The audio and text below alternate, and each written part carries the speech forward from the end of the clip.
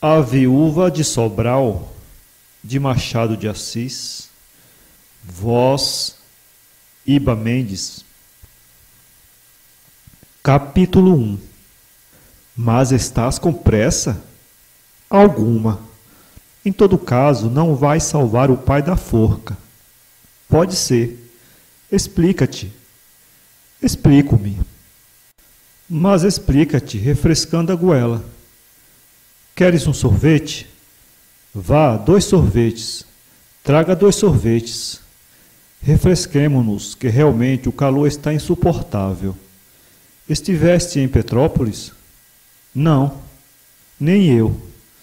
Estive no Pati do Alferes. Imagina por quê? Não posso. Vou. Acaba. Vou casar.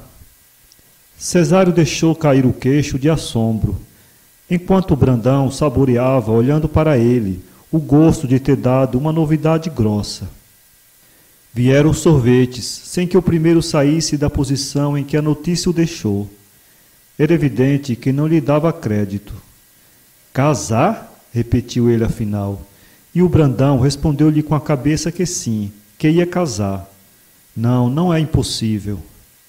Estou que o leitor não sente a mesma incredulidade, desde que considera que o casamento é a tela da vida, e que toda a gente casa, assim como toda a gente morre.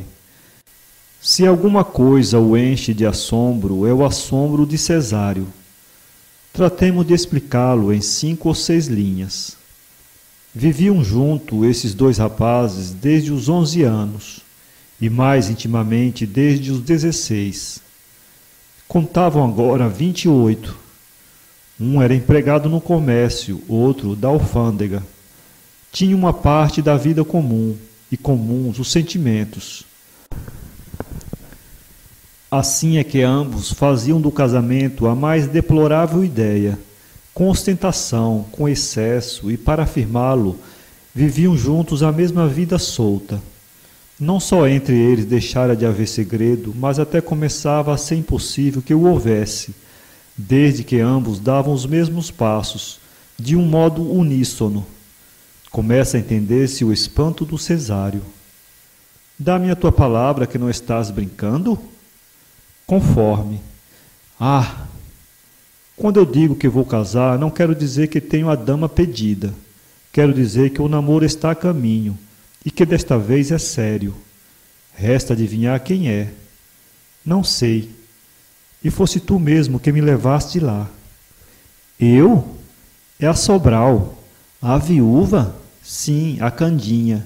Mas... Brandão contou tudo ao amigo. Cerca de algumas semanas antes, Cesário levara-o à casa de um amigo do patrão, um Viegas, comerciante também, para jogar o voltarete. E ali acharam, pouco antes, chegada do norte, uma recente viúva, Dona Candinha Sobral. A viúva era bonita, afável, dispondo de uns olhos que os 2 concordaram em achar singulares. Os olhos, porém, eram o menos. O mais era a reputação de mau gênio que esta moça trazia. Disseram que ela matara o marido com desgostos, caprichos, exigências, que era um espírito absoluto, absorvente, capaz de deitar fogo aos 4 cantos de um império para aquecer uma xícara de chá. E, como sempre acontece, ambos acharam que, a despeito das maneiras, lia-se-lhe isso mesmo no rosto. Cesário não gostara de um certo jeito da boca, e o Brandão notara-lhe nas narinas o indício da teima e da perversidade. 2 semanas depois, tornaram a encontrar-se os 3. Conversaram, e a opinião radicou-se. Eles chegaram mesmo à familiaridade da expressão. Marres, alma de poucos amigos, etc. Agora entende-se, creio eu, o espanto do amigo Cesário, não menos que o prazer do Brandão em dar-lhe a notícia. Entende-se, portanto, que só começasse a tomar os sorvetes para não vê-los derretidos, sem nenhum deles saber o que estava fazendo. Juro que há 15 dias não era capaz de cuidar nisto, continuava o Brandão. Mas os 2 últimos encontros, principalmente o de segunda-feira, Não te digo nada. Creio que acabo casando. Ah, crês. É um modo de falar. É certo que acabo. Cesário acabou o sorvete e engoliu um cálice de conhaque e fitou o amigo, que raspava o copo amorosamente. Depois fez um cigarro, acendeu-o, puxou 2 ou 3 fumaças e disse ao Brandão que ainda esperava vê-lo recuar. Em todo caso, aconselhava-lhe que não publicasse desde já o plano. Esperasse algum tempo. Talvez viesse a recuar. Não, interrompeu Brandão com energia. Como não? Não recuo. Cesário levantou os ombros. Achas que faço mal? Pergunta o outro. Acho. Por quê? Não me perguntes por quê. Ao contrário, pergunto e insisto. Opões-te por causa de ser casamento. Em primeiro lugar. Brandão sorriu. E por causa da noiva, concluiu ele. Já esperava por isso. Estás então com a opinião que ambos demos logo que ela chegou da província? Enganas-te. Também eu estava, mas mudei. E depois, continuou Cesário, falo por um pouco de egoísmo, vou perder-te. Não. Sim, sim. Ora tu. Mas como foi isso? Brandão contou os pormenores do negócio. Expôs minuciosamente todos os seus sentimentos. Não a pedir ainda, nem havia tempo para tanto. A própria resolução não estava formulada, mas tinha por certo o casamento. Naturalmente, louvou as qualidades da namorada, sem convencer o amigo, que, aliás, entendeu não insistir na opinião e guardá-la consigo. São simpatias, dizia ele. Saíram depois de longo tempo de conversação e separaram-se na esquina. Cesário mal podia crer que o mesmo homem que antipatizara com a viúva e dissera dela tantas coisas e tão grotescas, 15 dias depois estivesse apaixonado ao ponto de casar. Puro mistério. E resolveu o caso na cabeça e não achava explicação, não se tratando de um criançola, nem de uma descomunal beleza. Tudo por querer achar, à força, uma explicação. Se não a procurasse, dava com ela, que era justamente nenhuma, coisa nenhuma. Capítulo 2. Emendemos o Brandão. Contou ele que os 2 últimos encontros com a viúva, aqui na corte, é que lhe deram a sensação do amor. Mas a verdade pura é que a sensação só o tomou inteiramente num pati do alferes, de onde ele acaba de chegar. Antes disso, podia ficar um pouco lisonjeado das maneiras dela e ter mesmo alguns pensamentos. Mas o que se chama sensação amorosa não a teve antes. Foi ali que ele mudou de opinião a respeito dela e se deixou cair nas graças de uma dama que diziam ter matado o marido com desgostos. A viúva Sobral não tinha menos de 27 anos, nem mais de 30. Ponhamos 28. Já vimos o que eram os olhos. Podiam ser singulares, como eles diziam, mas eram também bonitos. Vimos ainda um certo jeito da boca, mal aceito ao Cesário, enquanto as narinas o eram ao Brandão, que achou nelas o indício da teima e da perversidade.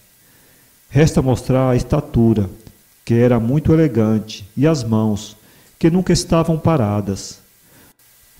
Num baile não lhe notou o Brandão esta última circunstância, mas no pati do alferes, na casa da prima, familiarmente a gosto, achou que ela movia as mãos sempre, sempre, sempre. Só não atinou com a causa, se era uma necessidade, um sestro, ou uma intenção de mostrá-la por serem lindas. Não, pensou ele no segundo dia, não é para mostrá-las. Essa preocupação não se compadece com a maldade do gênio. No terceiro dia, começou o Brandão a perguntar onde estava a maldade do gênio de Dona Candinha. Não achava nada que pudesse dar indício dela. Via-a alegre, dada, conversada, ouvindo as coisas com muita paciência e contando anedotas do norte com muita graça. No quarto dia, os olhos de ambos andaram juntos, não se sabendo unicamente se foram os deles que procuraram os dela ou vice-versa, mas andaram juntos. De noite, na cama, o Brandão jurava a si mesmo que era tudo calúnia e que a viúva tinha mais de anjo que de diabo. Dormiu tarde e mal. Sonhou que um anjo vinha ter com ele e lhe pedia para trepar ao céu. Trazia a cara da viúva. Ele aceitou o convite. A meio caminho, o anjo pegou das asas e cravou-as na cabeça, a alaia de pontas, e carregou-o para o inferno. Brandão acordou transpirando muito. De manhã perguntou a si mesmo: será um aviso? Evitou os olhos dela durante as primeiras horas do dia. Ela, que o percebeu, recolheu-se ao quarto e não apareceu antes do jantar. Brandão estava desesperado e deu todos os sinais que podiam exprimir o arrependimento e a súplica do perdão. Dona Candinha, que era uma perfeição, não fez caso dele até a sobremesa. À sobremesa começou a mostrar que podia perdoar, mas ainda assim o resto do dia não foi como o anterior. Brandão deu-se a todos os diabos. Chamou-se ridículo. Um sonho? Quem diabo acredita em sonhos? No dia seguinte, tratou de recuperar o perdido, que não era muito, como vimos, tão somente alguns olhares. Alcançou-o para a noite. No outro estavam as coisas restabelecidas. Ele lembrou-se então que, durante as horas de frieza, notara nela o mau jeito da boca, o que lhe dava indício da perversidade da viúva. Mas tão depressa o lembrou, como rejeitou a observação. Antes era um aviso, passara a ser uma oportunidade. Em suma, voltou no princípio da seguinte semana inteiramente namorado, posto sem nenhuma declaração de parte a parte. Ela pareceu-lhe ficar saudosa. Brandão chegou a lembrar-se que a mão dela, à despedida, estava um pouco trêmula. Mas, como a dele também tremia, não se pode afirmar nada. Só isto, não havia mais do que isto, no dia em que ele referia ao Cesário que ia casar. Que não pensava senão no casamento, era verdade. Dona Candinha voltou para a corte daí a 2 semanas, e ele estava ansioso por vê-la, para lhe dizer tudo, e pedi-la, e levá-la à igreja. Chegou a pensar no padrinho. Seria um inspetor da alfândega. Na alfândega notaram-lhe os companheiros um certo ar distraído, e às vezes superior, mas ele não disse nada a ninguém. Cesário era o confidente único, e antes não fosse único. Ele procurava-o todos os dias para lhe falar da mesma coisa, com as mesmas palavras e inflexões. 1 dia, 2 dias, 3 dias, vá, mas 7, mas 15, mas todos. Cesário confessava-lhe rindo que era demais. Realmente, Brandão, tu estás que parece um namorado de 20 anos. O amor nunca é mais velho, redarguiu o outro, e, depois de fazer um cigarro, puxar 2 fumaças e deixá-lo apagar, continuava a repetição das mesmas coisas e palavras, com as mesmíssimas inflexões. Capítulo 3. Vamos e venhamos. Vamos e venhamos. A viúva gostava um pouco do Brandão. Não digo muito, digo um pouco, e talvez muito pouco. Não lhe parecia grande coisa, mas sempre era mais que nada. Ele fazia-lhe amildadas visitas e olhava muito para ela. Mas, como era tímido, não lhe dizia nada, não chegava a planear uma linha. Em que ponto vamos, em suma? Perguntava-lhe o Cesário um dia, fadigado de só ouvir entusiasmos. Vamos devagar. Devagar, mas com segurança. Um dia recebeu Cesário um convite da viúva para lá ir a uma reunião familiar. Era a lembrança do Brandão, que foi ter com ele e pediu-lhe insistentemente que não faltasse. Cesário sacrificou o teatro nessa noite. E foi. A reunião esteve melhor do que ele esperava. Divertiu-se muito. Na rua disse ele ao amigo: agora, se me permites franqueza, vou chamar-te um nome feio. Chama, tu és um palerma. Viste como ela olhava para mim? Vi sim, e por isso mesmo é que acho que estás botando dinheiro à rua, pois uma pessoa assim disposta, realmente és um bobo. Brandão tirou o chapéu e coçou a cabeça. Para falar a verdade, eu mesmo já tenho dito essas coisas, mas não sei que acho em mim, acanho-me, não me atrevo. Justamente, um palerma. Andaram ainda alguns minutos calados. E não te parece esplêndida? Perguntou Brandão. Não, isso não. Mais bonita do que a princípio, é verdade. Fez-me melhor impressão, esplêndida é demais. 15 dias depois viu o Cesário em casa de terceiro, e pareceu-lhe que ainda era melhor. Daí começou a frequentar a casa, a pretexto de acompanhar o outro e ajudá-lo, mas realmente porque começava a olhá-la com olhos menos desinteressados. Já aturava com paciência as longas confissões do amigo, chegava mesmo a procurá-las. Dona Candinha percebeu em pouco tempo que em vez de um tinha 2 adoradores. Não era motivo de pôr luto ou deitar fogo à casa. Parece mesmo que era caso de vestir galas, e a rigor, se alguma falha havia, era que eles fossem 2, e não 3 ou 4. Para conservar os 2, Dona Candinha usou de um velho processo, dividindo com o segundo as esperanças do primeiro, e ambos ficavam entusiasmados. Verdade é que o Cesário, posto não fosse tão valente, como dizia, era muito mais que o Brandão. De maneira que, ao cabo de algumas dúzias de olhares, apertou-lhe a mão com muito calor. Ela não a apertou de igual modo, mas também não se deu por zangada, nem por achada. Continuou a olhar para ele. Mentalmente comparava-os. O Cesário sempre é outra coisa, mas também não há de ser tão fácil de guiar. Se o Brandão não fosse tão comum, é ainda mais comum que o outro. Um dia o Brandão descobriu um olhar trocado entre o amigo e a viúva. Naturalmente ficou desconsolado, mas não disse nada, esperou.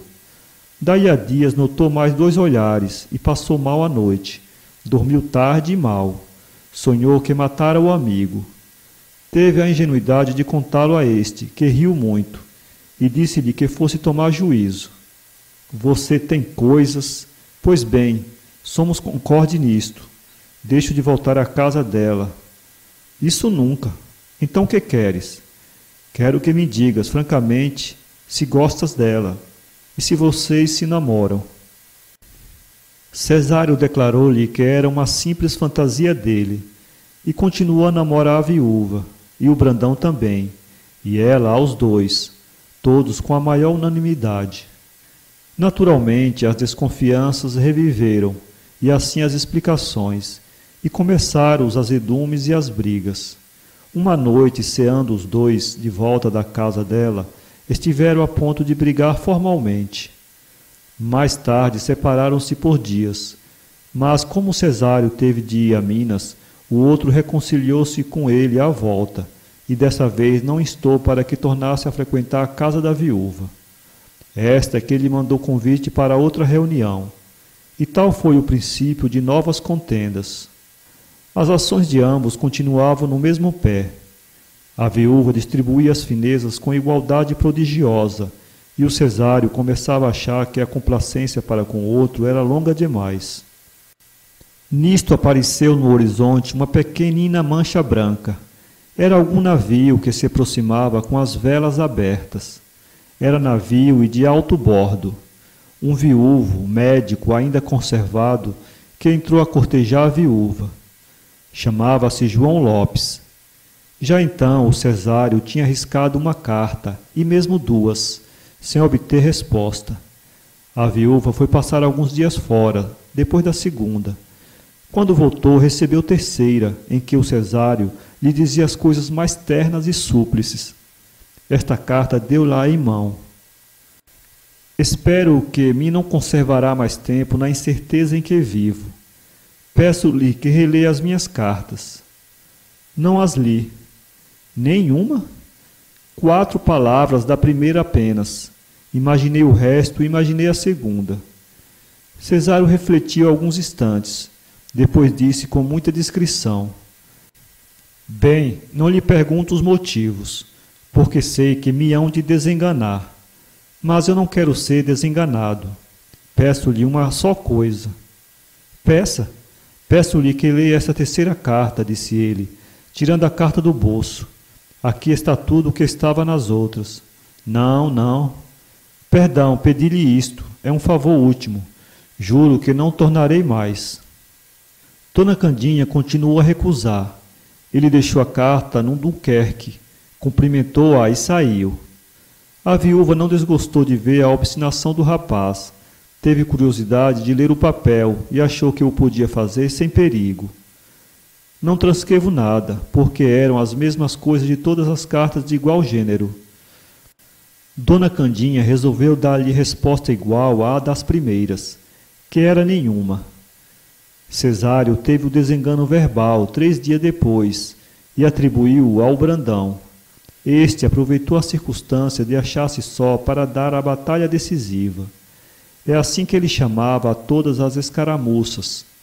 Escreveu-lhe uma carta a que ela respondeu deste modo: devolvo o bilhete que me entregou ontem, por engano, e desculpe se li as primeiras palavras. Afianço-lhe que não vi o resto. O pobre diabo quase teve uma congestão. Meteu-se na cama 3 dias e levantou-se resolvido a voltar lá. Mas a viúva tornara a sair da cidade. 4 meses depois casava ela com um médico. Quanto ao Brandão e o Cesário, que estavam já brigados, nunca mais se falaram. Criaram ódio um ao outro, ódio implacável e mortal. O triste é que ambos começaram por não gostar da mesma mulher, como o leitor sabe, se lembra do que leu.